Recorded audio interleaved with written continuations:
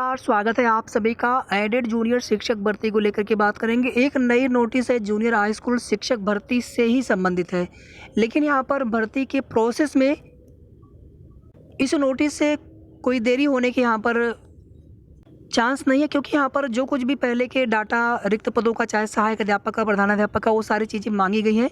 इसमें केवल और केवल एक लिस्ट वेरीफाई की जा रही है उच्चीकृत विद्यालयों के, जो जूनियर हाई स्कूल के हैं। मतलब जूनियर हाई स्कूल तक तो है अशासकीय सहायता प्राप्त, मान्यता प्राप्त वित्त पोषक, और बाकी है उसके आगे 9, 10, 11, 12 या हाई स्कूल या इंटरमीडिएट तक अगर वो वहाँ पर वित्त विहीन है, तो उस स्थिति में आप देखेंगे कि वो विद्यालय है इंटरमीडिएट, लेकिन 6वीं से लेकर के या जूनियर हाई स्कूल में वहाँ तक प्रधानाध्यापक की नियुक्ति करनी है, सहायता प्राप्त, अशासकीय सहायता प्राप्त के हिसाब से वहाँ पर देखा जाएगा।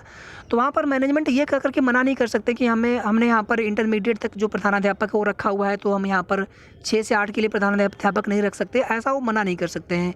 बाकी 9 से 12 के लिए वो अपना प्रधानाध्यापक रखते हैं मैनेजमेंट अपने हिसाब से, वो उनकी चीज़ें हैं। इसके अलावा इस नोटिस में और कुछ भी नहीं है। आपको बिल्कुल भी इस नोटिस से परेशान नहीं होना है। ये नोटिस पूरी तरह से प्रधानाध्यापक के लिए है।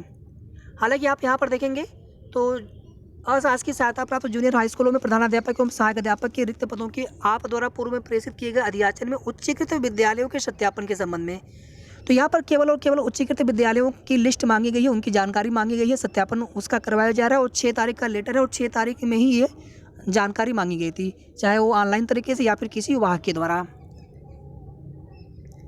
ठीक है, बाकी आप पूरा पढ़ लीजिएगा, क्योंकि इसमें बाकी और ऐसा कुछ है नहीं।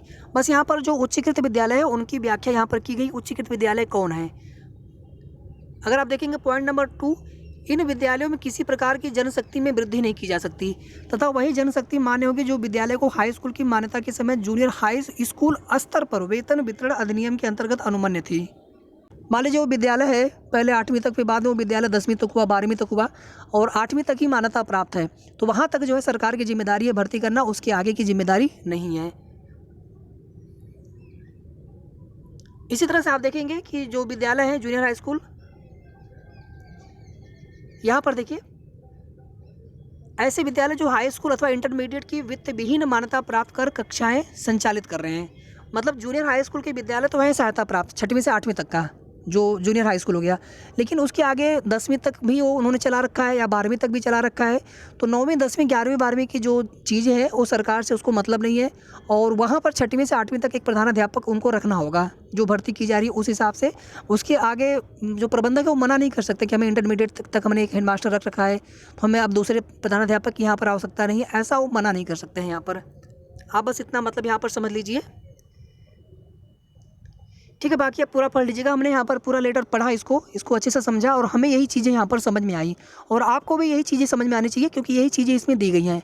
उच्चीकृत विद्यालय का मतलब यही है, क्यों मतलब विद्यालय है जूनियर हाई स्कूल तक, लेकिन उसमें उच्चीकृत कर दिया गया है, मतलब वो विद्यालय 10वीं तक कर दिया गया है या 12वीं तक उसको चलाया जा रहा है उस विद्यालय को, तो यही इसी को बोला गया है उच्चीकृत। आप यहाँ पर देखेंगे कि इन विद्यालयों में जो वित्त विहीन मान्यताएं प्रदान करने और माध्यमिक शिक्षा परिषद की परीक्षाओं के संचालन के अतिरिक्त अन्य कोई नियंत्रण शासन विभाग स्तर से नहीं किया जाता है। ऐसे सहायता प्राप्त जूनियर हाई स्कूल या इंटरमीडिएट की वित्त विहीन मान्यता प्राप्त करने की दिशा में हाई स्कूल मतलब 9, 10 का, इंटरमीडिएट का 11वीं, 12वीं से संबंधित कार्य जिला विद्यालय निरीक्षक द्वारा संपादित किए जाएंगे। इनका BSS से मतलब नहीं है। इस प्रकार प्रशासनिक प्रयोजनों के लिए सहायता प्राप्त जूनियर हाई स्कूल और वित्त विहीन मान्यता प्राप्त हाई स्कूल इंटरमीडिएट विद्यालय एक ही परिसर तथा एक ही प्रबंध तंत्र के अधीन होते हुए भी प्रशासनिक प्रयोजनों के लिए पृथक इकाई माने जाएंगे, जो चीज़ें हमने आपको बिल्कुल वीडियो के स्टार्टिंग में ही बता दी।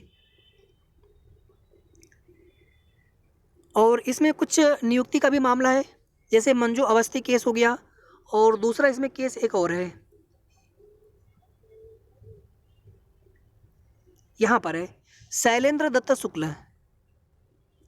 ठीक है, तो उम्मीद करते हैं आपको ये लेटर समझ में आ गया होगा, और ये 6 तारीख को ही इसको भेजने के लिए बोला गया था, तो उम्मीद करते हैं कि इसमें चीज़ें वेरीफाई कर ली गई होंगी, जो भी चीज़ें रही होंगी। बाकी नीचे आप यहाँ पर देखेंगे अपर शिक्षा निदेशक और यहाँ पर दिनेश सिंह उप शिक्षा निदेशक।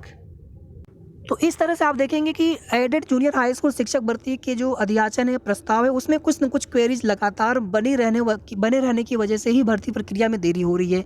दूसरी तरफ आप देखेंगे कोर्ट वाला मैटर भी है, तो कोर्ट वाला मैटर निस्तारित भी होना चाहिए और साथ ही साथ यहाँ पर जो कुछ भी क्वेरीज है सभी क्वेरीज क्लियर करके ही भर्ती प्रक्रिया आगे बढ़े, ताकि फिर आगे जो है किसी भी तरह का कोई भी विवाद या कोई भी भर्ती में दिक्कत ना हो।